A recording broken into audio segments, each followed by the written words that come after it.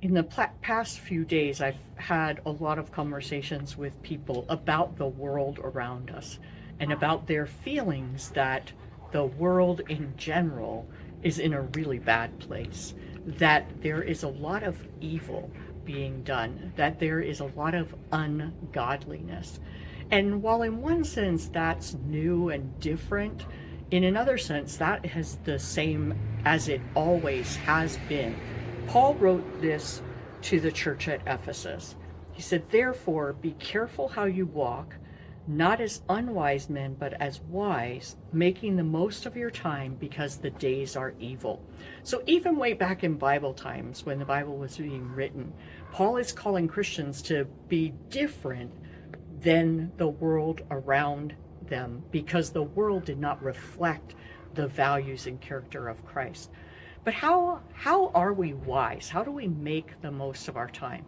I would say, first of all, we invest in our own relationship with God. We make sure that we are standing right before Him.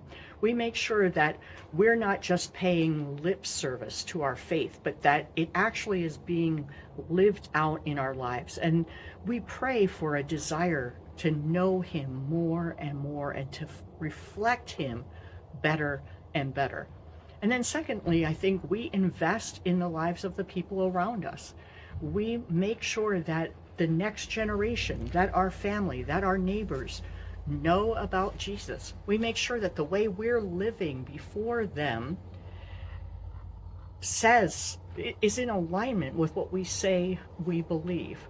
We invest in the world at large. We invest in ministries that are alleviating pain, that are feeding the hungry, that are protecting life. We invest in those things. And I would say that we invest time in our church and in our community of believers, that we spend time together, that we come together on the weekends, that we're involved in a life group, that we maybe meet people for coffee, and that our conversation isn't just about all of the things, the weather and the things that go on in our day, but it's about what God is teaching us, what the needs of our lives are and the needs that we see around us, that we spend time praying together. The Bible calls us to be wise. It calls us to make the most of our time.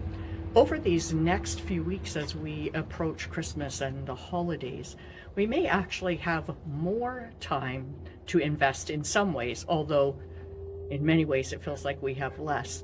But those opportunities that we have, opportunities with family, opportunities even as we're interacting with people out in the store, out in traffic, that we would be sure that we are making the most of our time, that we are shining as lights, that the difference Christ makes is evident in our lives. That's really, I think, the best gift that we could give Jesus this Christmas.